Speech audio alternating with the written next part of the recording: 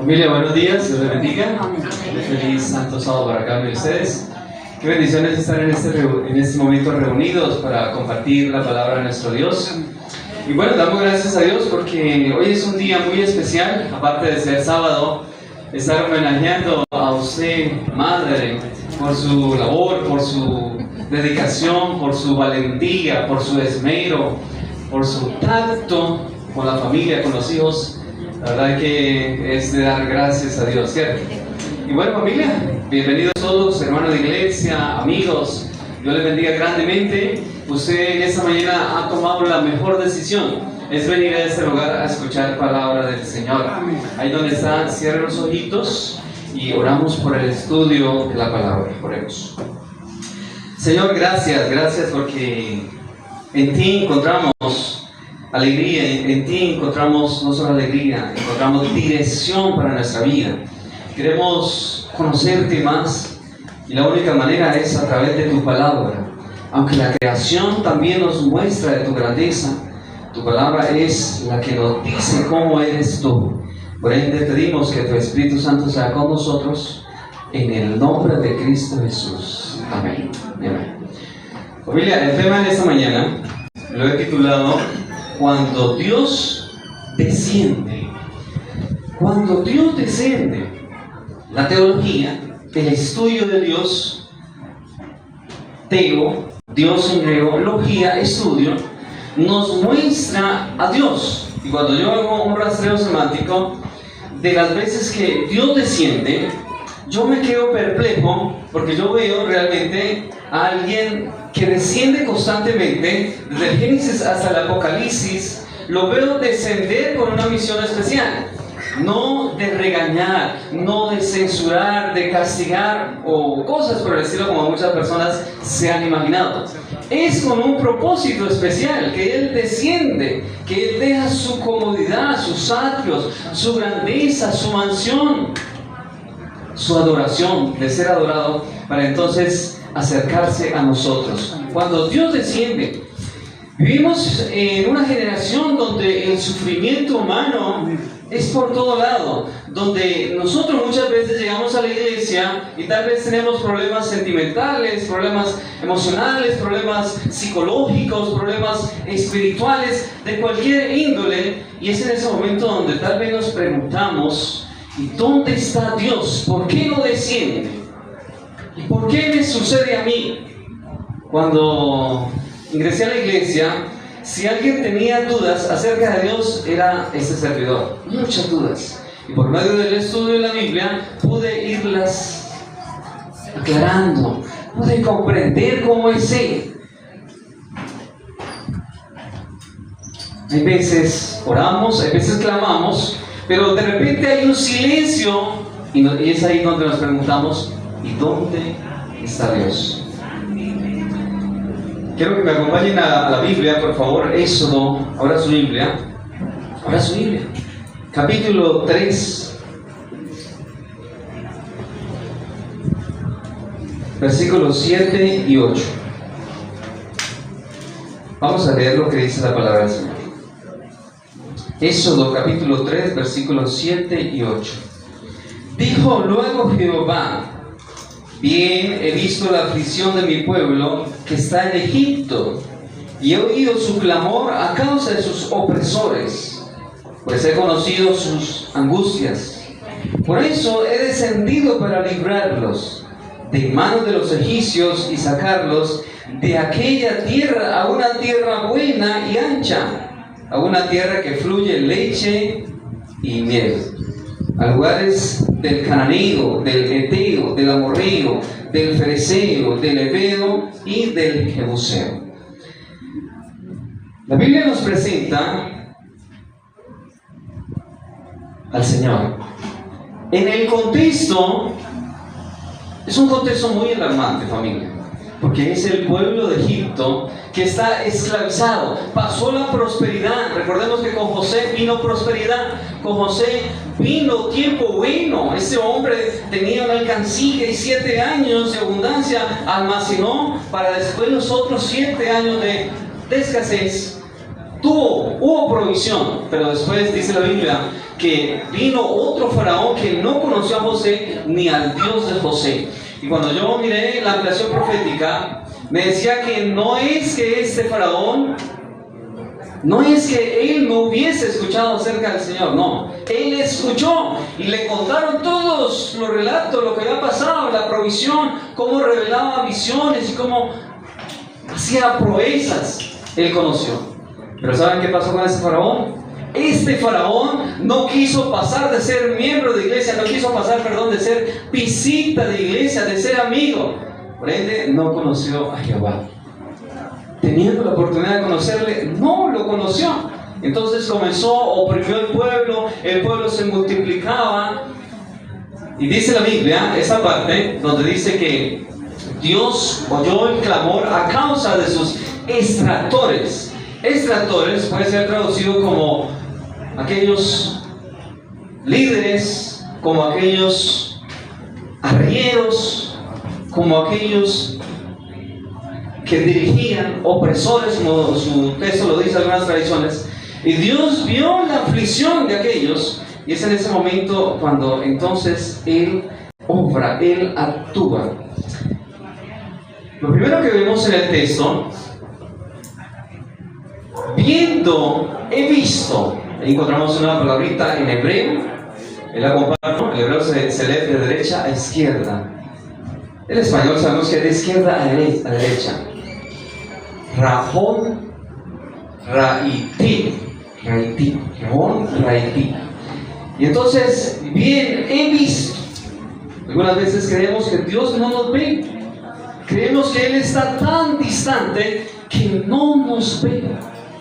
Madres queridas, ustedes que hoy han sido homenajeadas y de repente han pensado que el Señor no las ve. Él ve. La Biblia dice, he visto. Ahora, ese he visto no es un ver así como esporádicamente, no. En la ampliación, en la gramática, es una observación profunda y atenta. No es como cuando tú ves a alguien y de repente dices, me pareció que vi a fulano o a sultano. No, es un ver constante y atento. Esto quiere decir que mientras tú tienes dificultades, tienes problemas de diferentes índoles, Dios te está viendo detenidamente, te está observando. Por eso David dijo, ¿a dónde huiré de tu presencia? Si subiera al cielo, si tomara las alas del alba y si en el sepulcro hiciera mi morada, allí estás tú. ¿Dónde me voy a ir? Y Dios ve. Dios no ignora. No se le pasa nada inadvertido. No, es que Dios, Él no me ve. Y entonces algunos se pueden preguntar, bueno, ¿y si Él me ve, por qué yo no le puedo ver a Él? La pregunta es simple. Si tú le vieras, morirías en el instante. Morirías. Por ende, es por gracia que tú no le puedes ver, pero Él te ve en todo momento. Cuando te levantas, cuando te acuestas, cuando no puedes pagar esos servicios, cuando ese arriendo se dificulta, cuando tu pareja no se convierte, cuando hay problemas en el trabajo. Él te está viendo detenidamente.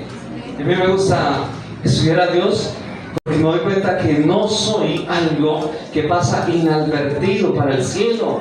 No soy un objeto, no soy un animal. Y aún los animales, dice la Biblia, que también Dios está pendiente de ellos. Él mira, observa con profundidad y con una atención continua. ¿Se ha sentido sola, madre, en este año que ha cumplido? ¿Se ha sentido solita? ¿Se ha sentido como que, que no te sientas así? Hay alguien que te observa, hay alguien que te ve, hay alguien que te está analizando con lujo de detalles. Vuelvo y lo repito, lo recalco, no para juzgar. No para juzgar, no. Por eso David exclamó, cercano está Jehová a los quebrantados de corazón. A veces creemos que Él nos mira para condenarnos. A veces que creemos que Él nos mira para castigarnos. Mire, la teología errónea llega hasta el tiempo de Jesús, siglo I. Cuando tú lees San Juan, tú encontrarás que hay un ciego de nacimiento y los discípulos preguntan al maestro, ¿quién pecó? ¿Él o sus padres? para que naciera ciego. Se creía que tener una dificultad de salud era un castigo de Dios. ¿Quién pecó? Él o sus padres, y que se podía transmitir de generación en generación. Una comprensión errada acerca del soberano. Una comprensión errada. Ay, entonces, ¿por qué tantas muertes en el Antiguo Testamento? Nosotros los teólogos tenemos que enfrentarnos con estas preguntas. Cuando usted mira, así a simple vista, usted puede llegar a comprender que Dios es injusto y que Él mata en el momento que Él quiere y cuando Él desee, y así por así, a justos. Pero cuando tú miras el contexto, cuando tú le pones la lupa y vas a la profundidad y examinas, tú vas a encontrar justicia en todas esas muertes. Justicia, sí, justicia. Porque Él da tiempo de gracia para que el ser humano se aparte, pero si no se aparta, entonces ya está en el consentimiento de cada quien. Y el contexto, no solamente en la gracia, el contexto de estas muertes, el contexto de estos desastres, de todo aquello, es un contexto muy tierno, muy especial. Porque el Señor ve a sus hijos atentamente. Y cuando tú miras todas esas historias, tú vas a encontrar a un padre defendiendo a sus hijos. ¿Qué hace usted cuando ve que de repente alguien le está maltratando a su hijo o a su hija? Actúa, ¿verdad que sí? Se enfurece, ¿sí? Actúa, ¿por qué? Porque es su hijo, porque lo ama, porque lo cuida, porque lo engendró, porque es de su familia, su sangre llama. Ese es el contexto. Y me gusta que Dios mira, Dios ve atentamente. El pasaje sigue diciendo: bien he visto, hermano Nelson, no me quiso pasar su palabra, por favor, para que lo pasen. Aparte de que Dios ve, hay algo más que hace. Siga adelantando, el próximo, por favor.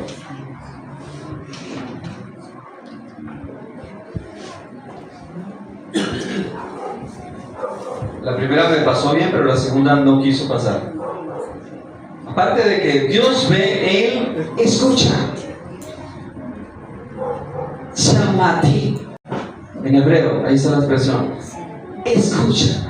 Escucha es una escucha atentamente, una escucha atenta. Es responder asertivamente. Es una escucha de no olvidar, es una escucha de que, ok, está sufriendo, no tengo tiempo, ¿no? Estamos hablando de Dios, estamos hablando del soberano. A nosotros sí nos sucede, porque algunas cosas cuando nos llaman al lugar no podemos hacer a las otras partes, ¿verdad? Y te cogen fuera de base y tú quisieras multiplicarte, pero Él escucha a todos por igual. Yo a veces me pongo a pensar, qué poder de Dios, ¿no? Qué majestad de que si 10,000 millones de personas oran en diferentes lugares, a todos les escuchan atentamente. Por eso Él es Dios. Diferente, amén, ¿cierto? Qué bueno es saber de que nuestras oraciones no tienen congestión para llegar. Qué bueno es saber de que cuando yo clamo, cuando yo oro, cuando yo le busco, mi oración asciende y Él atiende en el momento más necesitado. Porque es que Él no atiende en el momento que usted le pide por varias razones. Primero, yo no conozco el presente, no conozco el futuro. Dios sí lo conoce. Así que cuando yo le pido algo y no me lo da, es porque no me conviene, es porque no me beneficia. Entonces Él, sabiendo, no me lo da, pero siempre escucha atentamente. Imagínese a alguien escuchando. El año pasado tuve la oportunidad de estar en 9 campañas evangelísticas visitando hogares, y la mayoría de mujeres me decían: es que Él no me escucha. La mayoría de los hombres tenemos ese problema, no escuchamos a las mujeres. Y los psicólogos dicen que debemos de escuchar, una escucha activa, así sea solo escucharlas, no más. Siempre me decían: es que Él no me escucha, no me pone cuidado. Y es que esa es la realidad. Cuando usted está hablando y alguien no le pone cuidado, qué incómodo, ¿cierto? Es muy incómodo. Y la mayoría de mujeres tenían esa queja, me decían, no me escucha. ¿Qué puedo hacer, ministro? Me decían. Pues ten presente que hay alguien que te escucha atentamente. Esos ruegos, esas súplicas, esas oraciones de mañana, del medio de tarde, no son perdidas. Mira, cuando tú lees la ampliación profética hablando acerca de Moisés, dice que la madre de Moisés oró, clamó a Dios, y Dios le escuchó, y él movió a la hija del faraón para que se acercara donde estaba Moisés, el bebé. O sea, él escucha, él atiende. Aunque no parezca, familia, aunque parezca que él guarda silencio, él atiende porque él es Dios. Aparte de que él escucha, hay algo más que él hace. La siguiente diapositiva, por favor. Desciende. No, se devuelve, por favor. Sí, ¿dónde estaba? Estaba un poquito corrida, no sé por qué. Se ve acá. Vemos en la Biblia Elohim. ¿Quién me sigue leyendo ese pedacito? Hebreo. Elohim, Dios desciende. Ahora, cuando vamos a la investigación, cuando vamos a la gramática que siempre nos gusta hacer nosotros, vemos que Él desciende para librarnos. El clamor del pueblo del Señor está subiendo, todos están unánimes. Por eso la iglesia siempre tiene que estar unánime para orar. La iglesia debe estar unida, la iglesia debe de orar, porque cuando tú oras en conjunto, cuando tú oras en comunión con la iglesia, escúchame bien, suceden cosas. Lo dice el coro y lo dice la palabra y suceden cosas. Mire, les voy a resumir en 2 minutos un testimonio de alguien en mi tierra, el cual tenía cáncer en el cerebro. Creo que en una ocasión les conté a Mateo, ¿no? Y vuelvo y le resumo. Tenía cáncer en el cerebro. El médico dijo, él no pasa de la intervención quirúrgica. Délenle a Dios y que él se despida.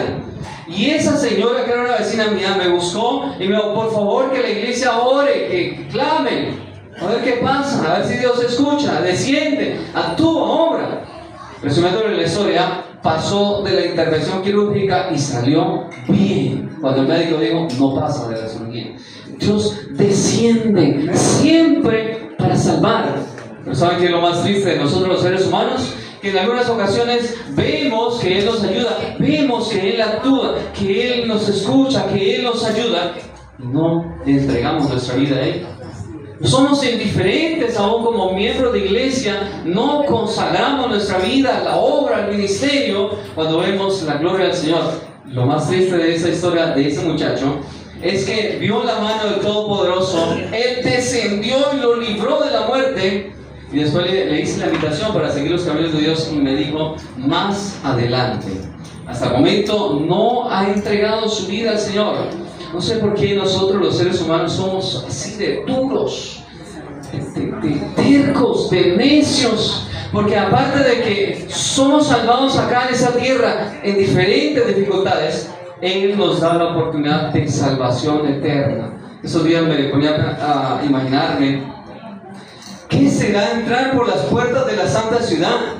¿Qué será ver a Dios cara a cara? ¿Qué será conocer los ángeles? ¿Qué será viajar por los mundos donde el pecado no ha entrado? ¿Qué será estar en un lugar donde ya no hay más muerte, más dolor, más miseria? ¿Qué será? Y yo pensaba, Señor, ven rápido. Por eso la Biblia dice, ven Señor, ven. Porque aún la naturaleza clama con gemidos indecibles, dice la Escritura, aguardando la manifestación, la venida de nuestro gran Dios y Salvador Cristo Jesús, porque esa es nuestra única oportunidad de ser rejuvenecidos. Ahí se cumplirán las palabras del apóstol Pablo en 1 Corintios 15:52, donde dice que en un instante, en un abrir y cerrar de ojos, en un pestañear, esto corruptible será vestido de incorrupción y esto mortal será vestido de inmortalidad, dice la palabra. Pero Él desciende siempre para librar. Ahora, Él se inclina. ¿Por qué? ¿Por qué se inclina? Porque estamos hablando del Altísimo. Por eso el salmista lo expresó. El que habita el abrigo del Altísimo, Altísimo, en lo alto, arriba, se inclina. Se inclinó. Bajó a hablar con un hombre. Porque ese es el contexto. Cuando el pueblo clama, entonces Dios baja a hablar con un hombre llamado Moisés. Y es que, ¿cómo es que Dios habla con un hombre que fue asesino? Mira, Dios, Él no siempre mira lo que nosotros somos. Él mira lo que podemos llegar a ser. Y Dios le habló a alguien que cometió errores en el pasado, pero que ya había sido transformado con el poder regenerador del Espíritu Santo y ya no quería más matar. Y entonces Dios se le aparece en una zarza ardiendo. Dice la Biblia que Moisés ve, la zarza no se consumía, y la voz lo llama Moisés, y él dice: heme aquí, quita las sandalias de tus pies, porque el lugar donde estás, tierra santa es. Desciende, baja. Ahora la pregunta es: ¿por qué Moisés no murió en el acto, verdad? Por pura gracia. Por pura gracia, hermanos. Esa es la respuesta, por pura gracia. Porque cuando él desciende, el hombre no puede quedar con vida. Recuerden que el mismo Moisés le dice: Señor, déjame ver mi gloria. Y entonces Dios le dice: mira, no vas a poder ver excepto mi costado. Y lo ve, ¿cierto? Pero por gracia, recordemos a Pablo. Pablo también tuvo un encuentro especial con el Señor, y Pablo tuvo un problema, un déficit de vista durante toda su vida. Y el Señor le dijo: Pablo, no te preocupes, que yo te voy a fortalecer. Pero en la gramática, él desciende, él se inclina personalmente para hablar con el hombre. Y habló con Moisés, y le comienza a decirle, comienza a darle instrucciones, y le hace un llamado, y Moisés hace lo que de ahí en adelante sigue haciendo mucho ser humano.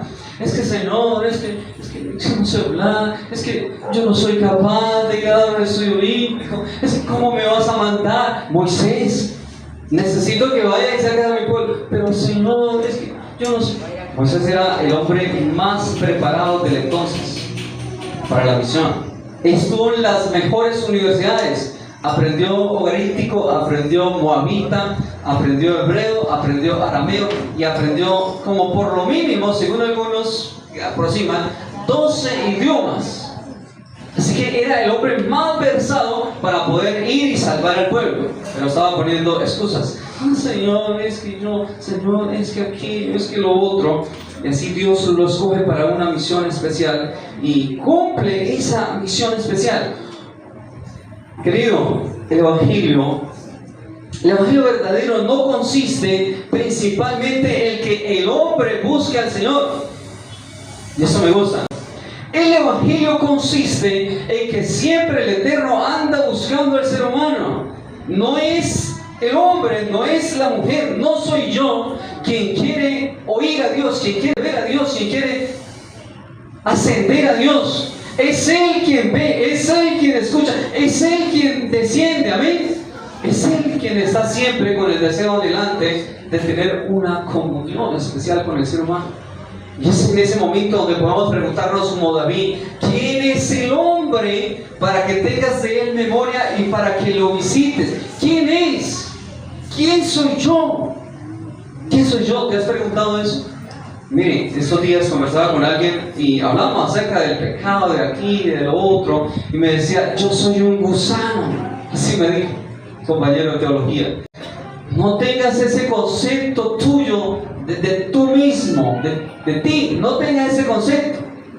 Ni gusano, ni sabandija, no, quite eso. Usted es lo más preciado que Dios tiene en esta tierra. Palabras de Alejandro Bullón, casi. Tú eres la cosa más linda que Dios tiene en esta vida, querido. Y es verdad, hermano. Yo no hallo un objeto de más consideración como el hombre. Porque se aparta y Dios lo busca. En el Génesis, en el Edén, cuando Adán peca, en lugar de él buscar de la presencia del Eterno, huyó, se escondió. Y entonces dice Génesis 3:9: y llamó Jehová a Dios y le dijo: ¿dónde estás tú? Ven, te necesito, te quiero, yo te amo, no te escondas. Por más pecado, no te escondas, por favor, aquí estoy para perdonarte, para ayudarte, para impulsarte, para darte el plan de salvación. Y da el plan de salvación, el protoevangelio, Génesis 3:15. Ese es el Dios. Y por eso en Filipenses, acompáñenme allá por favor, mis hermanos, capítulo 2, versículos 7 y 8. Mira lo que nos dice la palabra. Sino que se despojó de sí mismo, hablando acerca de Jesús. Tomó la forma de siervo y se hizo semejante a los hombres. Se hizo semejante a los hombres. No puedo creer lo que la palabra me dice, pero así es. Se despojó, se hizo semejante al hombre. ¿Cómo fue eso? Bueno, eso es sorprendente hablando acerca del Eterno, porque nosotros tenemos varias dificultades. Nosotros nos enfermamos, o levánteme la mano el que no se enferme. Todos nos enfermamos, ¿verdad que sí? Dios asumió ese rol. La Biblia lo dice, si él se enfermó o no, pero yo supongo que sí. Yo supongo que a Jesús le daban catarras por ahí, porque era un hombre, porque era un ser humano. Pasó hambre, o sea, Dios mismo, la majestad. Eso es sorprendente porque cuando vamos a la Biblia, Kai, Hologos, Sas, Egeneto, y aquel verbo fue hecho carne. Yo me imagino y me sorprendo. ¿Cómo se hace hombre? Yo algunas veces digo, bromeando, y se los digo a ustedes también, si yo fuera Dios, yo no hubiera venido. ¿Yo cómo voy a dejar mi comodidad? Yo no vengo. Me perdonen, hermanos de Amas, yo los quiero mucho, 3 años y larguitos con ustedes, pero yo no vengo. Pero el Señor sí vino. Y pasó hambre, y pasó sed. La Biblia dice, y lloró, y trabajó, o sea, aprendió de carpintería. Eso es de considerar, porque cuando yo pienso en la majestad venir y encarnarse, yo debo de llenarme de gozo y de alegría por ese acto tan extraordinario. Pero la pregunta es, ¿por qué lo hizo? ¿Por qué lo hizo? Sí, por amor, claro que sí, por amor. Por la salvación de nosotros, y además para simpatizar con el ser humano. Porque Él caminó con el hombre, Él caminó con las mujeres, Él estuvo hablando con los pecadores, con las prostitutas, con los cobradores de impuestos. Él habló con ellos, Él conoció de la humanidad, de lo que una vez creó, lo conoció, vivió, y ahora se identifica con tus necesidades, con mis necesidades. Y no pecó, dice la palabra, no pecó. El verbo se hizo carne y habitó entre nosotros, dice Juan, y vimos su gloria, gloria como del unigénito del Padre. Vimos su gloria. Juan, que es un teólogo profesional, dice, y vimos su gloria. Él la vio, él vio a Jesús directamente. Caminó con Jesús, con la majestad del cielo. Jesús se fusionó. ¿Qué es lo que está diciendo? Sí, mira. ¿Cuántos vieron en alguna ocasión la película de Dragon Ball Z? Sí, por allí alguien lo vio, el hermano lo vio. Ok. Vegeta y Goku se ponen unos zarcillos y se fusionan para convertirse en el super legendario Bellito que derrota a Majin Buu. Muy bien, más de uno vio el programa. O sea, de pequeño crece, se vuelve super legendario. En este caso es al contrario. De grande a pequeño. Se despojó de su grandeza, se despojó de su gloria. Y aún más, familia, muere en la cruz del Calvario solamente para que todo aquel que en él crea no se pierda, mas tenga vida eterna. Y el versículo 8 dice, más aún, hallándose en la condición de hombre, se humilló a sí mismo, haciéndose obediente hasta la muerte y muerte de cruz.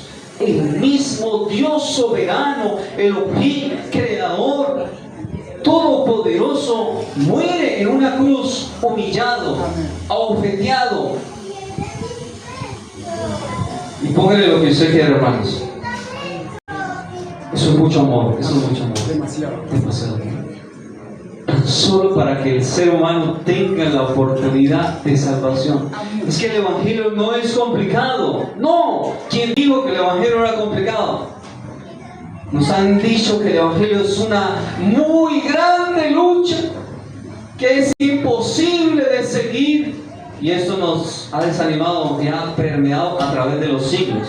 Cuando yo me fui a bautizar, escuché esas palabras en un hermano y varias palabras y me perjudicaron. Mire, el evangelio es lo mejor que al ser humano le puede pasar. Usted venir a la iglesia bien vestidito, con su esposita, con su esposito, con su noviecito, con un futuro por delante. Usted estar bien bañadito, vestidito.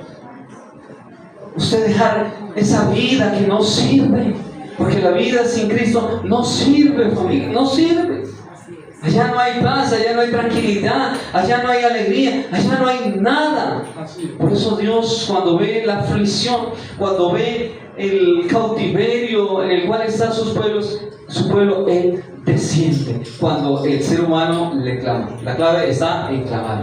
Porque la Biblia dice que oyó el clamor de ellos. Todos oraron, querían vivir una vida de libertad, porque nadie quiere vivir una vida esclavo.